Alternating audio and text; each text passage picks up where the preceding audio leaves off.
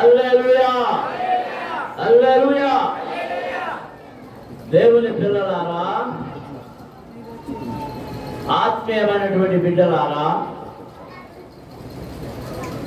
ఈ పాత సంవత్సరంలో ఈరోజు ఈ సంవత్సరానికి ఆఖరి రోజునైనటువంటి ఈరోజు మీ అందరితో కలిసి ప్రభువును స్తుతించడం, మహిమపరచడం, ప్రార్థనలతోనూ స్తుతులతోనూ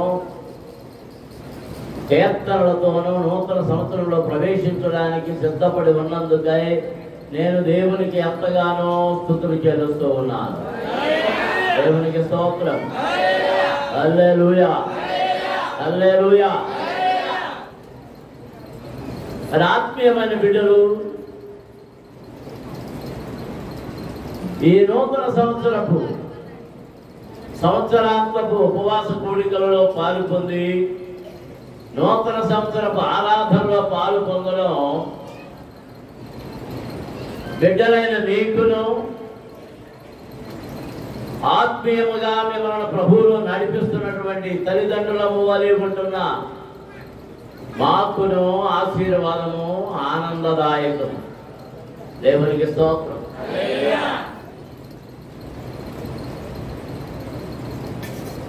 సంవత్సరం మధ్యలో వచ్చినా రాకపోయినా కానీ ఈ సంవత్సరాంతపు ఉపవాస కూడికలకైనా వస్తున్న కొందరి కొరకు దేవునికి స్తోత్రములు చెల్లిస్తూ ఉన్నాను. దేవునికి స్తోత్రం. మరి గంగరాజు ఎస్పేరు ఎక్కడ ఉంటున్నప్పటికీ ఖచ్చితంగా మన మధ్యకు వస్తున్నందుకు దేవునికి ఎంతగానో స్తుతులు చెల్లిస్తూ ఉన్నాం. మరి ఇంకెంతో మంది పిల్లలు రావాల్సిన వారు ఉన్నారు. వారు మన మధ్య లేకపోవడం నాకు ఒకంత చింత, కొంత బాధ. ఆ బాధ, ఆ చింత మా హృదయాలను నలుపుతూ ఉంటుంది. అది మీకు అర్థం కాదు.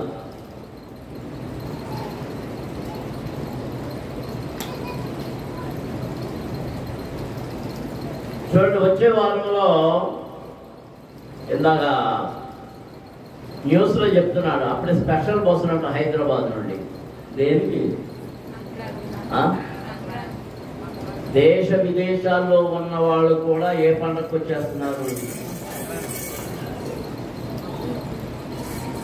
ఆ జ్ఞానం జీవము కలిగిన దేవుని కలిగినటువంటి మీకెందుకు లేదు?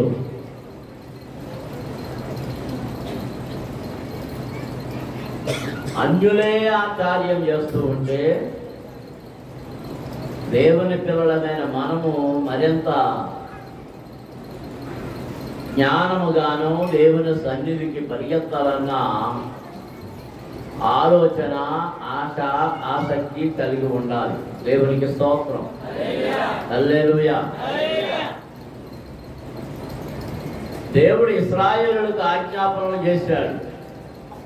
ద్వితీయోపదేశ కాండములో చదివితే మరోసారి దాని గురించి మీకు వివరణగా చెప్తాను. మీరందరూ ఒక స్థలమును ఏర్పరచుకొని ప్రతి ఆట అక్కడికి వెళ్ళి వస్తుండవలేను, నన్ను చూడడానికి, నన్ను కలుసుకోవడానికి. అందుకే కీర్తనల గ్రంథములో కీర్తనకారుడు పాడుతున్నాడు, యాత్రికుడనైన నేను నా బసలు పాటలు పాడుటకు ఏం హేతువులైన నీ కట్టడలు హేతువులాయ. ఏంటి? నీ కట్టడలు. మరో చోట అంటున్నాడు, వారు బాకా లోయలో పడి వెళుతూ ఆ లోయను జలమయముగా చేయుదురు. ఏం చేస్తున్నారు? చెప్పాలి అందరూ. జలమయముగా. అందరూ దేవునికి స్తోత్రాలు జరుగుతున్నారు. ఏమిటి యాత్రలు అంటే యెరూషలేముకు దేవుని సన్నిధికి వెళ్ళే యాత్రలు. ముఖ్యంగా పస్కా పండుగ సమయంలో వారు యాత్రలు చేస్తూ ఉంటారు. అలాగే కోత పండుగకు, ఫల సంగ్రహపు పండుగకు వారు కోసినటువంటిని, వారికి వచ్చిన రాబడిని అంతటిని తీసుకొని దేవుని మందిరం ఉన్న ఆనాటి కాలంలో ఎక్కడ ఉందంటే షెకెములో దేవుని మందిరం ఉంది. అక్కడికి బయటికెళ్ళి అర్పణములు అర్పించేవారు. ఆ తర్వాత సొలొమోను యెరూషలేములో దేవాలయములు కట్టిన తర్వాత అక్కడకు వారు ప్రయాణాలు చేశారు. దేవునికి స్తోత్రం, హల్లెలూయా. పిల్లలారా, మీరందరూ కూడా ఉపవాస కూటాల్లో మీ ఆత్మీయ గృహానికి రావాలి. సభల సమయంలో ఆత్మీయ గృహానికి రావాలి. నూతన సంవత్సరాన్ని విడిచిపెట్టి కొత్త సంవత్సరంలోకి వెళ్ళేటప్పుడు జరిగేటటువంటి ఈ ఉపవాస కూడికల్లో కూడా కుటుంబమంతా కలిసి దేవుని సన్నిధికి రావడము మీకు ఇవ్వబడిన ఆజ్ఞ. దానిని పాటించాలి. దేవునికి స్తోత్రం, హల్లెలూయా.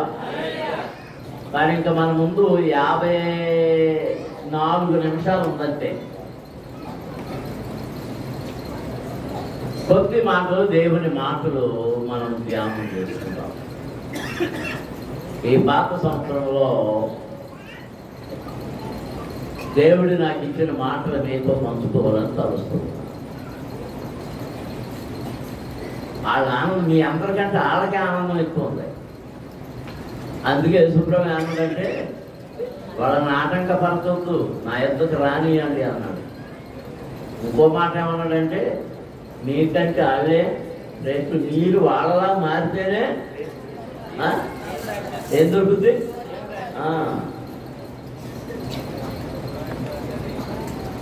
నేను దానించాడు కాపరిపోడు. ఇక్కడ ఏం చేస్తున్నాడు?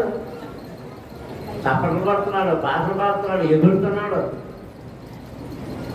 ఆ తాత కూడా చేస్తాడు, ఆ నాన్న అసలే చేస్తాడు. అది ఎక్కడితో కలిపి ఆవిడ చేస్తున్నాడు, ఆడు చేస్తున్నాడు. దేవునికి స్తోత్రం, హల్లెలూయా. ఆదికాండములో 32వ అధ్యాయం, 32వ అధ్యాయము మొదటి 2 వచనాలు ముందుగా చదువుతాం. యాకోబు తన త్రోవను వెడుతుండగా దేవదూతలను అతనిని ఎదుర్కొనిరి. యాకోబు వారిని చూచి ఇది దేవుని సేన అని చెప్పి ఆ చోటికి మహనయీము అను పేరు పెట్టెను. దేవునికి స్తోత్రం, హల్లెలూయా, హల్లెలూయా, హల్లెలూయా, హల్లెలూయా. తలలు వంచండి, కళ్ళు మూసుకోనండి, చిన్న ప్రార్థన చేసుకుందాం. పరమ తండ్రి, జీవాధిపతి, మా రక్షకుడా, మీకు స్తోత్రములు. మా యాత్రలో 2024 నుండి 2025లోనికి ప్రవేశించబోతున్నాం. మైలు రాని దాటుకుంటున్నాం. ఈ సమయంలో నీ వాక్యమును చదివి కొంతసేపు నీ మాటలు ముచ్చరించుకోవడానికి మేము సిద్ధపడుతుండగా నన్ను మరుగుపరిచి మీ శిలువ చాటును దాచి మీ ఆత్మచేత అభిషేకించి నన్ను ముట్టి, నా నాలుకను ముట్టి, నాలో నుండి మీ స్వరాన్ని వినిపించి వినికిడిలో ప్రతి ఒక్కరిని ఆశీర్వదించమని యేసునాథుని నామమున అడుగుతున్నాము తండ్రి. దేవునికి స్తోత్రం. అందరూ స్తోత్రాలు చెల్లించుదాం. హల్లెలూయా, హల్లెలూయా. మనము చదివిన భాగములో ఒక యాత్ర కనబడుతున్నది. ఒక యాత్ర. అది ఏమి యాత్ర అంటే తిరుగు యాత్ర. యాకోబు తన స్వంత ఇంటికి తిరిగి వెళుతున్నటువంటి ప్రయాణం.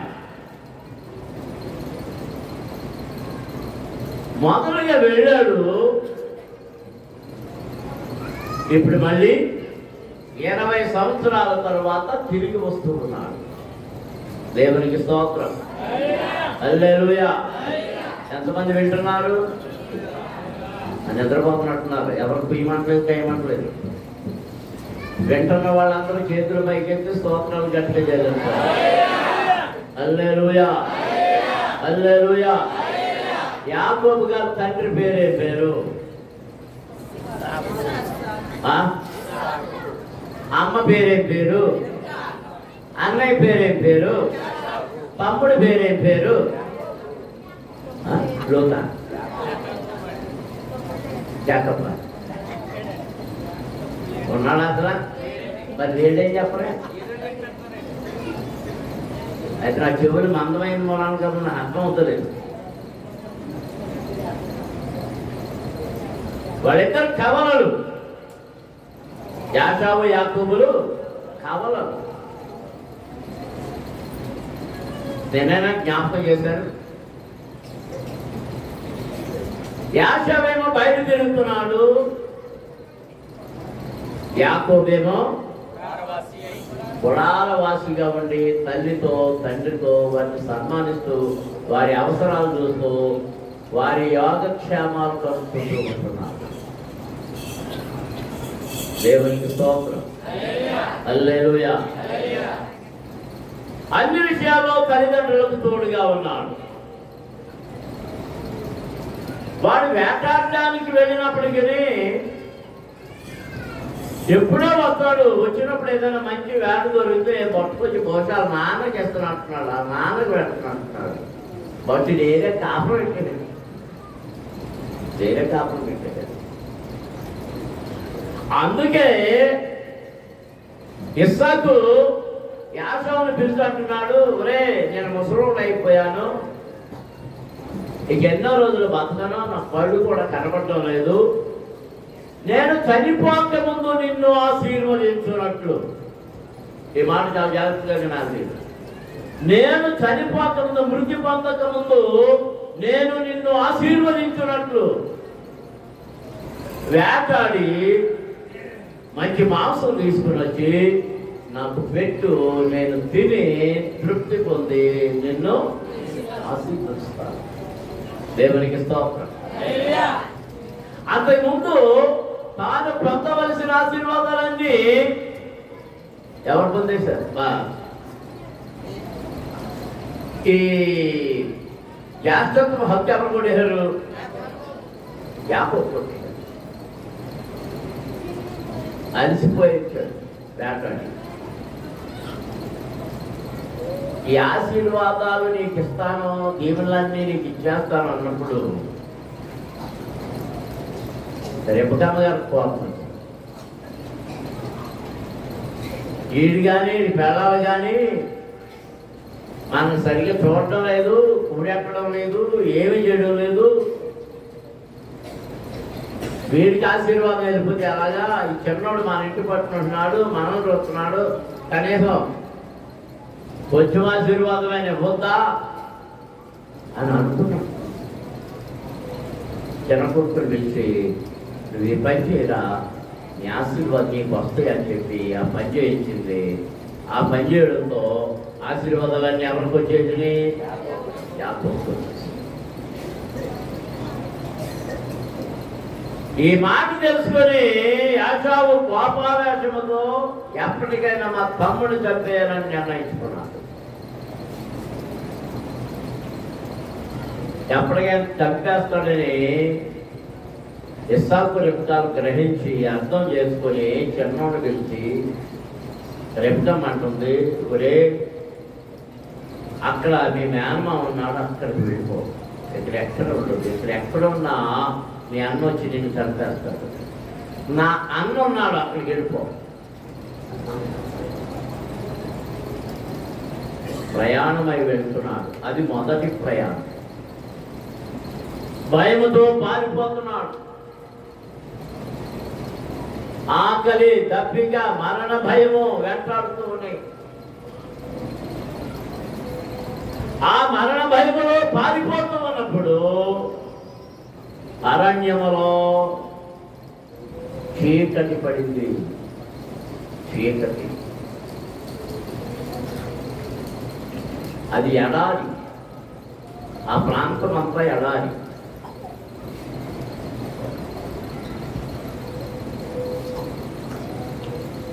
రకరకాలైనటువంటి ఇసుక పాములు ఉంటాయి,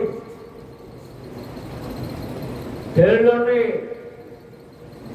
ఎన్నెన్నో భయంకరమైనటువంటి క్రూర మృగాలు ఉంటాయి, అడవి ఎలుగులు ఉంటాయి, ఈ ఎడారి ఎలుగులు ఉంటాయి, సింహాలు ఉంటాయి.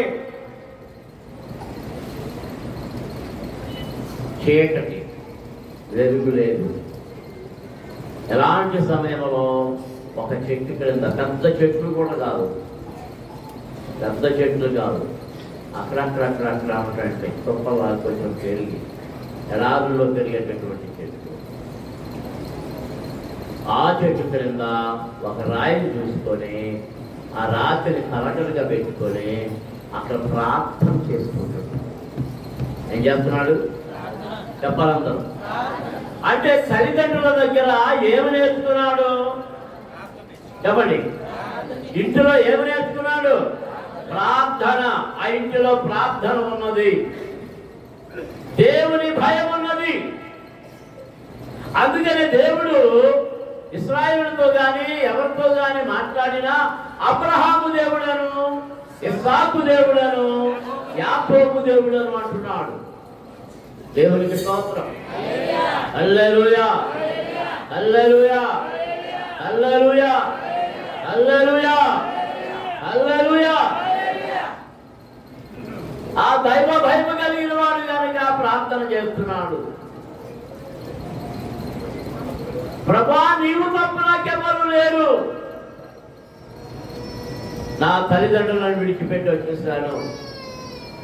నా అన్నే నన్ను తరుముతున్నాడు, మరణ దూతగా నన్ను తరుముతున్నాడు. ఈ అరణ్యంలో చీకటి పడింది. ఈ చీకటిలో మరణము ఏ రూపంలో వస్తుందో నాకు తెలియదు. నీవు తప్ప నాకు దిక్కెవ్వరు లేరు. దేవునికి స్తోత్రం. నీవు ఎలాంటి ప్రార్థన, నీ నిరాశలో, నీ శోధనలో, నీ మరణ భయములో, నిన్నందరూ విడిచిపెట్టిన సమయంలో ఎలాంటి ప్రార్థన చేయాలి? అప్పుడు ఆ ప్రార్థన దేవుడు వింటాడు. దేవునికి స్తోత్రం. హల్లెలూయా. అందరూ నన్ను విడిచినా నీవు నన్ను విడువనంటివి. అందరూ నన్ను విడిచినా నీవు నన్ను విడువనంటివి. నా తండ్రి నీవే, నా తండ్రి నీవే, నా తండ్రి నీవే,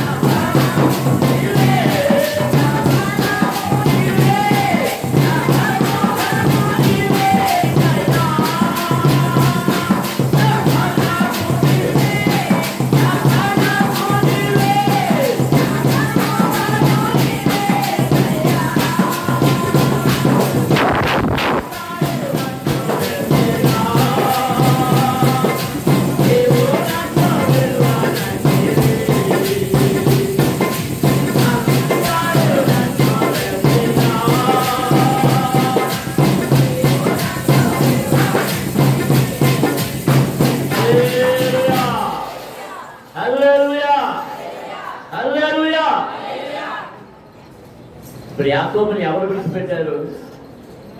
ఎవరు విడిచిపెట్టారు? అమ్మ విడిచిపెట్టేసింది, తండ్రి విడిచిపెట్టేశాడు, అన్న ముందే తరిమేస్తున్నాడు. ఇంకా చుట్టుపక్కల ఏమన్నారు వీళ్ళకి? అబ్రహాం గారి యొక్క పిల్లలు మిగిలిన అందరూ విడిచిపెట్టి వెళ్ళిపోయారే, చుట్టుపక్కల ఎవరు లేరు. ఇప్పుడు యాకాకి అయిపోయారు, యాకాకిగా ప్రయాణిస్తున్నారు. ఎవరు తోడుగా ఉన్నారు? ఎవరు తోడుగా ఉన్నారు? నిద్రపోవడం మొదలు పెట్టాడు, ప్రార్థనలో నిద్ర పట్టింది, దర్శనము చూస్తూ ఉన్నాడు. ఆకాశములో పరలోకము నుండి భూమికి నిచ్చెన వేయబడి ఉంది. ఆ నిచ్చెన మీద నుండి దేవదూతలు దిగుతున్నారు. దిగిన దేవదూతలు మళ్ళీ మరో ప్రక్క నుండి ఎక్కుతూ ఉన్నారు. నాకేమనిపించిందంటే, ఇదిగో పడుకున్నాడు, ఎవరో యాకోబు పడుకున్నాడు. దేవదూతలు నిచ్చెన దిగింది. పెద్దలకి మామూలు మనం ఇచ్చినట్టు లేదు, పరలోకం నిచ్చెన వేరు. ఆ దూతల సైన్య సమూహం దిగుతూ ఉంది. ఆ దిగిన సైన్యం ఈ యాకోబును చూసుకుంటా, పరిశీలన చేసుకుంటా ఎలా వచ్చి రెండో ప్రక్క నుండి ఎక్కుతున్నాయి. నేను అనుకుంటున్నాను, అసలు పరలోక సైన్య సమూహంలో ఎంతమంది దూతలు వచ్చారు? అది ఒకసారి దిగినోడు మళ్ళీ దిగలే, ఈ రోజు తెల్లారిపోయింది. అంటే ఎన్ని వేల మంది దూతలు వచ్చారు? దేవునికి స్తోత్రం. హల్లెలూయా, హల్లెలూయా, హల్లెలూయా. యెహోవా యందు భయభక్తులు గల వారి చుట్టూ ఆయన దూత కావలి ఉండి వారిని రక్షించును. నమ్మిన వారి దేవునికి స్తోత్రాలు చెల్లించండి. హల్లెలూయా, హల్లెలూయా. నీ శ్రమలో, నీ బాధలో, నీ ఏడ్పులో, నీ దుఃఖములో, నీ వేదనలో, నీ భయములో, నీ మనసులో కలిగిన బాధలన్నిటిలో నుండి నిన్ను బాధార్చడానికి, నిన్ను బలపరచడానికి ప్రభువు తన దూతలను నీ దగ్గరకు పంపుతూ ఉన్నాడు. దేవునికి స్తోత్రం. నా ప్రక్కనే దేవుని దూత ఉన్నాడని ఎంతమంది నమ్మారు? నాకున్నాడు, నా ఇరు ప్రక్కల ఉన్నాడు, నా ముందు ఉన్నాడు, నన్ను ఆవరించి ఉన్నారు దూతలు. మీరు ఉన్నారు లేదు? నా దేవుడు మీరు నమ్మితే నేను మీకుంటాను. మీరు నమ్మకపోతే దూపలు ఉన్నా నేను పడిపోతానని పని చెప్తాను. దేవునికి స్తోత్రం. హల్లెలూయా, హల్లెలూయా, హల్లెలూయా. ఆ రాత్రి అక్కడ దర్శనం చూశాడు. తెల్లవారింది, నిద్ర తెలుసుకొని మేరకు వచ్చినప్పుడు యాకోబు అంటున్నాడు, ఏమంటున్నాడు తెలుసా? ఇది దేవుని యొక్క గవిని, దేవుని స్థలం. గవిని అంటే ద్వారం. ద్వారం కాబట్టి ఎవరు వచ్చారు? వచ్చిన దూతలు ఏం చేశారు? మళ్ళీ వెళ్ళారు కనుక ఇది ఎవరి ద్వారం? దేవుని ద్వారం. దేవునికి స్తోత్రం. హల్లెలూయా. దర్శనం పొందుకున్నాడు, ఆదరించబడ్డాడు, దేవునితో మాట్లాడాడు, దేవుడు అతనితో మాట్లాడాడు. అక్కడ మొక్కుబడి చేసుకున్నాడు. అయ్యా, నేను వెళ్ళే దేశంలో నీవు నాకు క్షేమం కలిగించి అభివృద్ధి కలగజేసి ఆయుష్కాలనిచ్చి నేను మరలా నా తండ్రి ఇంటికి వెళితే నేను నీకు ఇక్కడ మందిరమును కడతానయ్యా. ఇదిగో ఈ రాయిని తలకడగా చేసుకున్నాను. ఈ రాయి మీద తలబెట్టుకున్నప్పుడే నీ దర్శనం నాకు దొరికింది కనుక ఈ రాయినే నీకు మూలరాయిగా చేసి మందిరం కడతానయ్యా అని నూనె దాని మీద పోసి అభిషేకించి ప్రతిష్ఠించి అక్కడ ప్రమాణం చేసుకున్నాడు. దేవునికి స్తోత్రం. అందులో స్తోత్రాలు జరుగుతున్నాయి. హల్లెలూయా, హల్లెలూయా, హల్లెలూయా. ఇప్పుడు చాలా పనికిరాని రాళ్ళు కూడా నూనె పోసేస్తున్నారు. అక్కయ్య గారు అంటే అక్క గారు రాళ్ళన్నింటి మీద ఏ రాళ్ళు తైలాభిషేక పండుగలు ఏ రాళ్ళు అయ్యి గుడ్డు రాళ్ళు ఉన్నాయి, కొవ్వు రాళ్ళు ఉన్నాయి, పిండి రాళ్ళు ఉన్నాయి. ఇంకా రాళ్ళు ఎన్ని రకాలుగా ఎక్కడన్నాయో పెద్దమని చెప్పాలి. ఆ రాళ్ళన్నింటి మీద ఏం పోసేస్తున్నారు? మైల్ రాళ్ళు. ఏ రాళ్ళతో ఏ రాయితో చేస్తారు? మైల్ రాయి,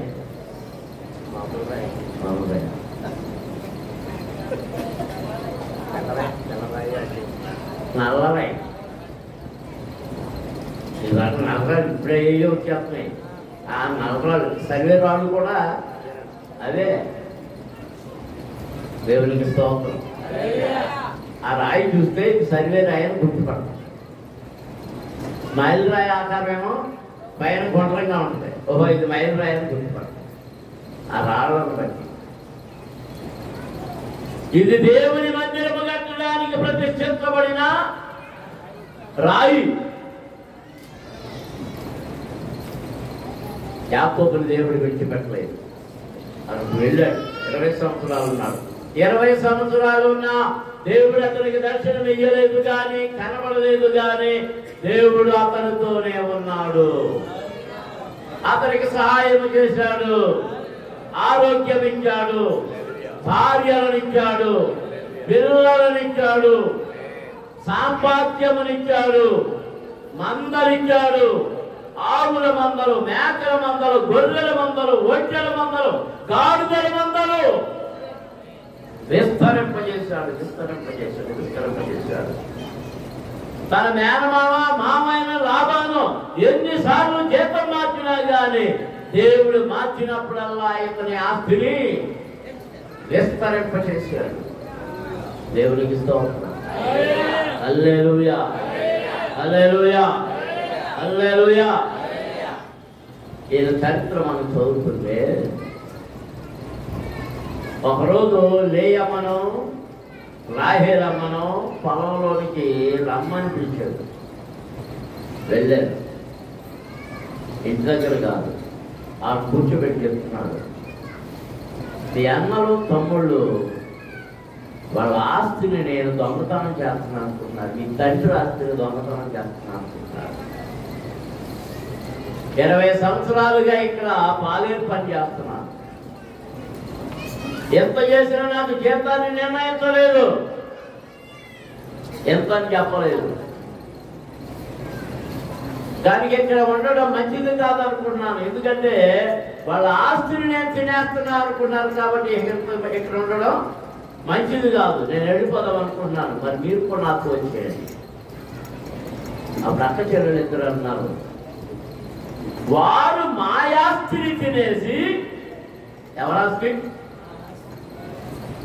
మరి అక్క చెల్లెళ్ళకి రావాల్సిన ఆస్తి ఉంది కదా, మా ఆస్తిని తినేసి మన మీద నేరం మాపడవా వాళ్ళు బయలుదేరిపోతాం. అంతేగాని మా అమ్మోళ్ళు ఇల్లు వదిలేస్తానా, మా నాన్నోళ్ళు ఇల్లు వదిలేస్తానా అన్నారా? పాఠం గారు అన్నారా? జెస్సీ అన్నారా? జెస్సీ అన్నారా? ఏమన్నారు? ఎవరికి వెళ్ళిపోతాం? అంటే ప్రేమ గారా ఎవరికి వెళ్ళిపోతాం?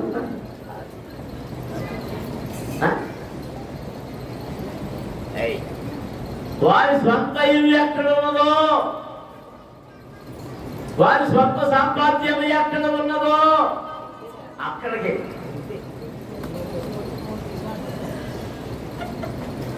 బామ్మర్తులు ఏదో టైంలో వాళ్ళ ఆస్తి తినేసామనుకుంటారు.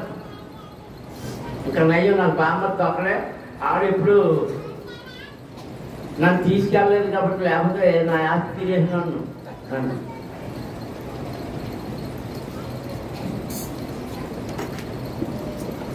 దేవునికి స్తోత్రం. హల్లెలూయా హల్లెలూయా హల్లెలూయా.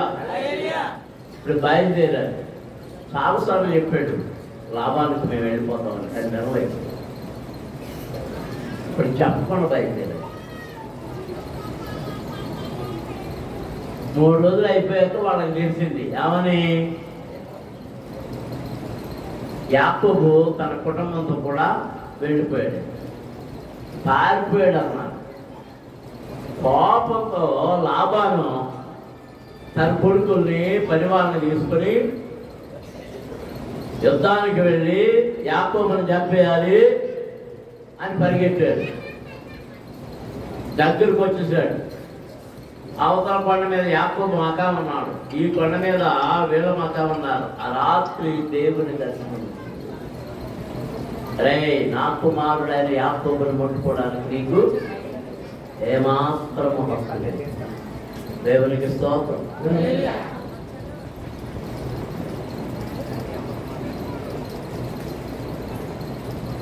ఫ్యామిలీ ఏం చేస్తున్నాడు?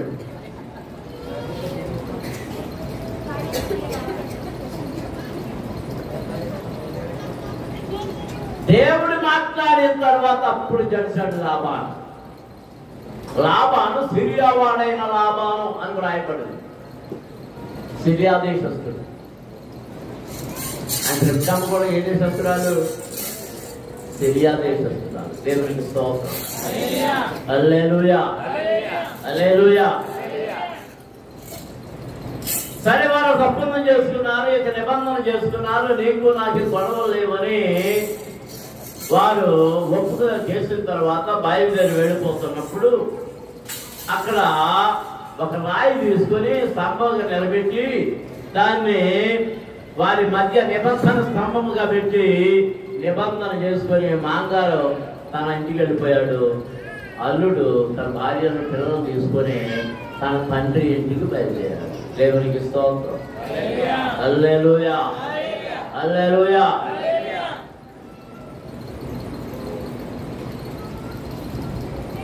పై వచనంలో చదివినప్పుడు, పై అధ్యాయంలో చివరి వచనాల్లో 53వ వచనం చదువుతుంటే, అబ్రహాము దేవుడు, నాహోరు దేవుడు, వారి తండ్రి దేవుడు మన మధ్య న్యాయము తీర్చునని చెప్పారు. అప్పుడు యాకోబు తన తండ్రి అయిన ఇస్సాకు భయపడిన దేవుని చూడని ప్రమాణం చేశారు.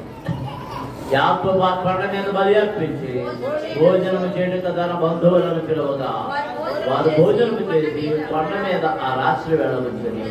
తెల్లవారినప్పుడు లాబాను లేచి తన కుమారులను తన కుమార్తెలను ముందు పెట్టుకొని వారిని దీవించి బయలుదేరి తన ఊరికి వెళ్ళిపోయాను. తన ఊరికి వెళ్ళిపోయాను. దేవునికి స్తోత్రం. ఇప్పుడు ఈ 32వ అధ్యాయం, యాకోబు తన త్రోవను వెళ్ళుచుండగా. ఏ త్రోవను? తన త్రోవ ఎక్కడికి? తన త్రోవ ఎక్కడికి? తండ్రి ఇంటికి. ఎక్కడికి? తండ్రి ఇంటికి.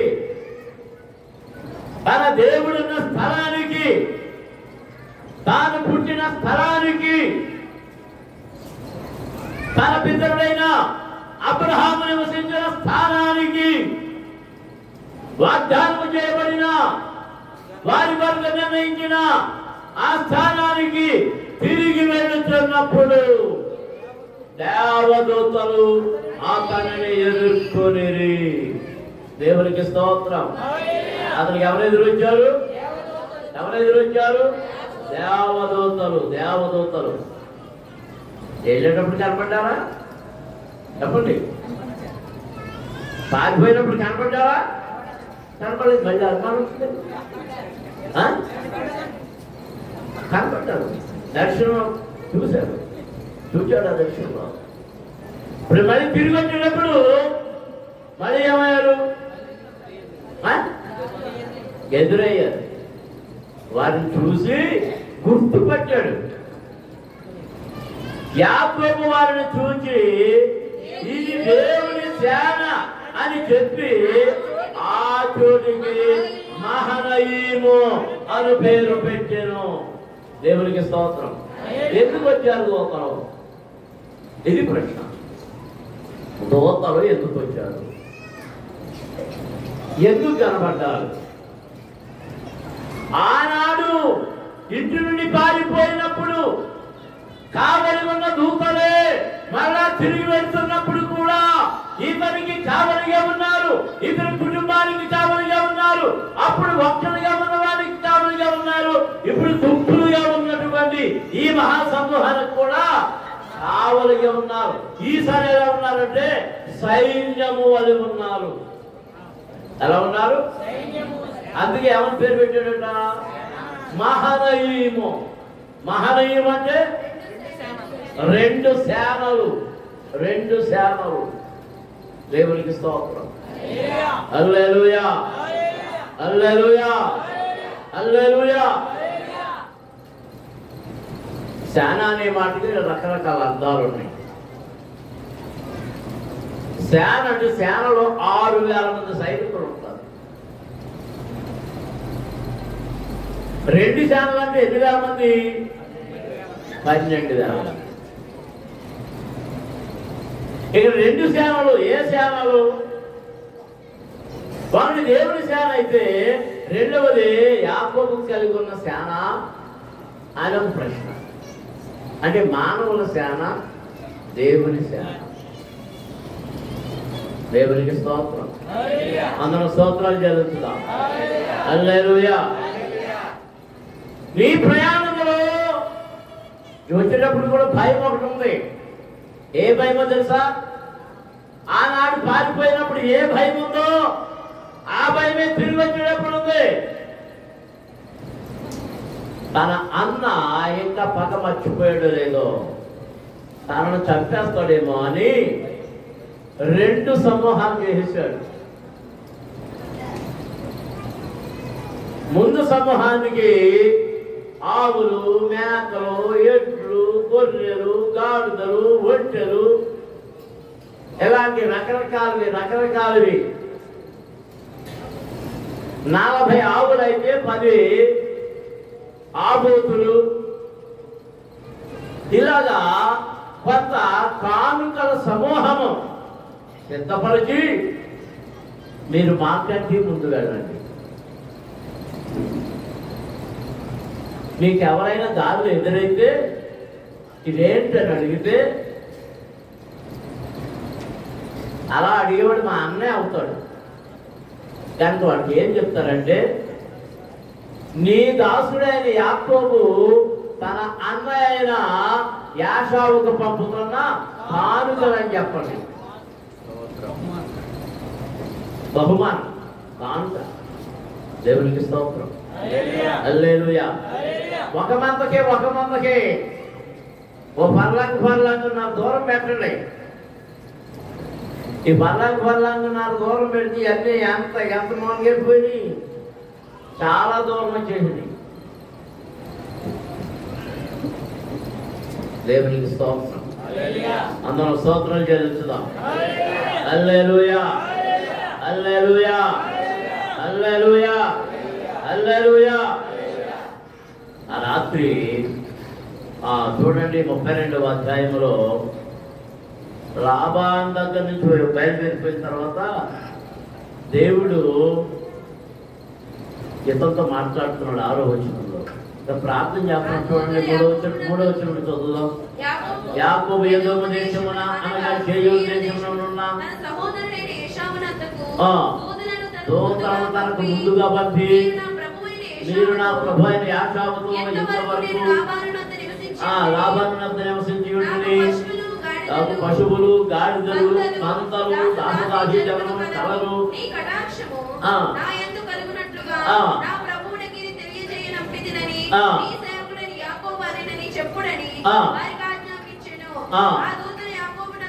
తిరిగి వచ్చి మేము నీ సహోదరుడు యాకోబునకు వెళ్ళుదాము. అతడు 400 మందితో నిన్ను ఎదుర్కొని వచ్చుతున్నాడని చెప్పగా యాకోబు మిక్కిలి భయపడి తొందరపడి యాకోబు ఒక గొప్ప మేలుకు వచ్చి దాని హతము చేసిన ఎడల మిగిలిన గుంపు తప్పించుకోకపోవడం అనుకుని తనతో ఉన్న జనులను, మందలను, పశువులను, ఒంటెలను 2 గుంపులుగా విభాగించాను. అప్పుడు యాకోబు, నా తండ్రి అయిన అబ్రహాము దేవా, నా తండ్రి అయిన ఇస్సాకు దేవా, నీ దేశములకు నీ బంధువులకు ఇంతకు తిరిగి వెళ్ళము, నీకు మేలు చేసిందని నాతో చెప్పిన యెహోవా. ఎవరు చెప్పారంటే వెళ్ళిపోమని? ఎవరు చెప్పారు? నువ్వే చెప్పావు కదా నాయన, నువ్వే వెళ్ళిపోమన్నావు కదా. నీవు నీ సేవకునికి చేసిన సమస్తమైన ఉపకారములకును సమస్త సత్యములకును అపాత్రులను ఎత్తనగా నా చేతి కర్రతో మాత్రమే ఈ ఆజ్ఞను దాటితిని. ఇప్పుడు నేను 2 గుంపులనైతిని. దేవునికి స్తోత్రం. నేను ఎలా దాటాను ఈ ఆజ్ఞాన్ని? ఆజ్ఞాన్ని దాటినప్పుడు ఎలా దాటాను? నా చేతిలో ఏముంది? కర్ర మాత్రమే. కర్ర ఏం లేదు, కర్ర మాత్రమే. ఆ కర్రతో దాటాను. ఇప్పుడు నన్ను ఏం చేసావు? 2 గుంపులు. ఏం చేసావు? నన్ను 2 గుంపులు మహాసమూహం చేసావు. దేవునికి స్తోత్రం. దేవుని పిల్లలారా, యాకోబు వలె మీరు నమ్మదగిన వారైతే ఒంటరిగా ఉన్న నిన్ను 1000 మందిగా మారుస్తూ ఉన్నాడు. దేవునికి స్తోత్రం. హల్లెలూయా, హల్లెలూయా, హల్లెలూయా. వారిలో ఒంటరి అయినా వాడు 10 మందాలకును.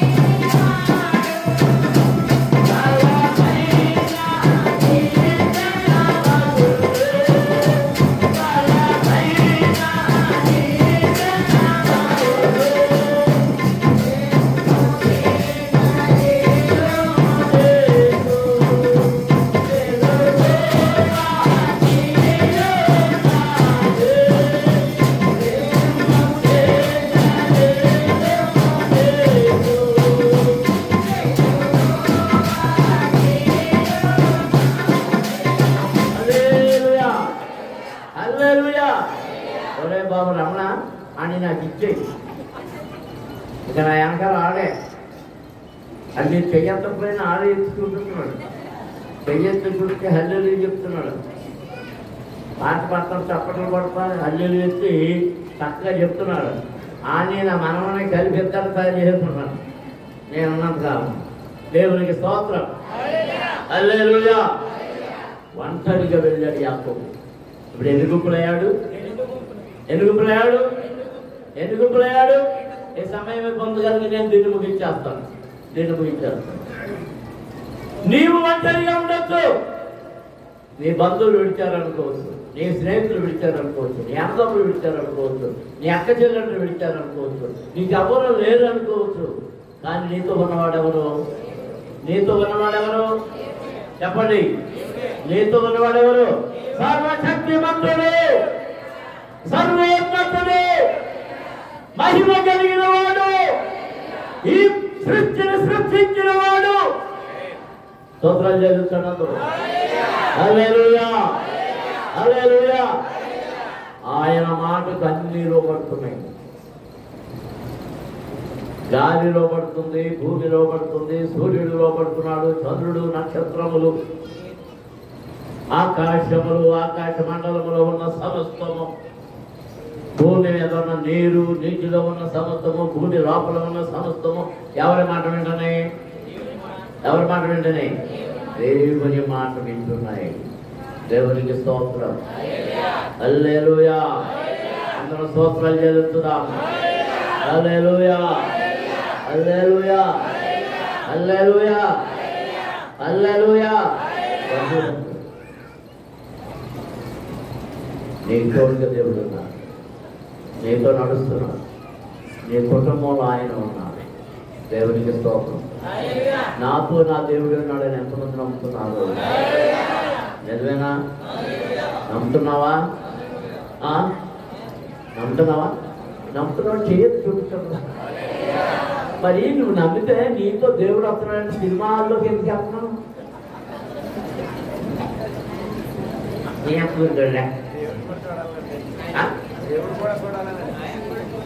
దేవుడికి కూడా సినిమా చూపిస్తాను. మరి దేవుడు నీతో వస్తుంటే ఆ కలుపుల దగ్గరికి ఎందుకు వెళ్తున్నావు? ఆయన కూడా చూపిద్దామనా? కొందరు చూపిస్తున్నారు, కొందరు బడాయికి ఏం వేసుకుంటున్నారు తెలుసా? సిలువన్న గొలుసు. ఆ గొలుసు వేసుకుని ఈ కళ్ళు దొక్కలు ఉంటాయి కదా, కళ్ళు దొక్కలు నేను చూసాను కండి. ఏమి దొక్క తెలుసా చెప్పు? అది దొక్కలు కొట్టరా నీకంటే అంత కష్టపడిపోయా. నేను గేదెలు అప్పటి గంట వెళ్ళినప్పుడు అవన్నీ మేలుకి వెళ్ళినప్పుడు అవన్నీ చూసేవాడి. ఆ కళ్ళప్పుడు ఉంచుకొని సరేనమ్మా. అమ్మగారికి ఏమైపోతుంది? ఆ ఉప్పు ఉప్పు అనుకుంటా ఆ మూత అందులో కట్టబడి ముందు ఎవరు ఎందులో పడుతున్నారు? ఈ సిరివేది అందులో పడుతున్నారు అని ముందు ఎవరు చేసి చేస్తున్నారు అనమాట.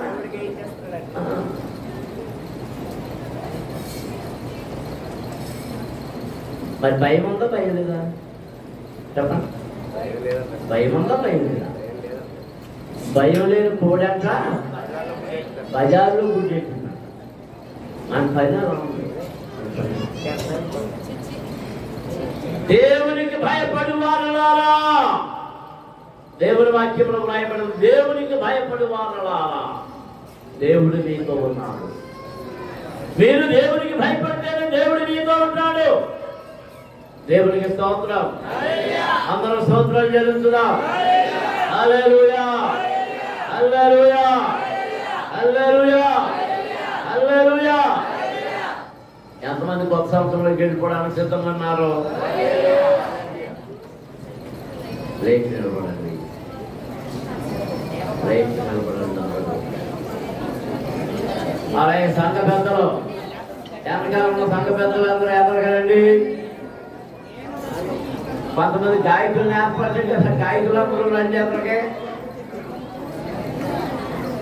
రావలే రావలే తొందరగా. మిగిలిన వాళ్ళందరూ స్తోత్రాలు చెప్పండి.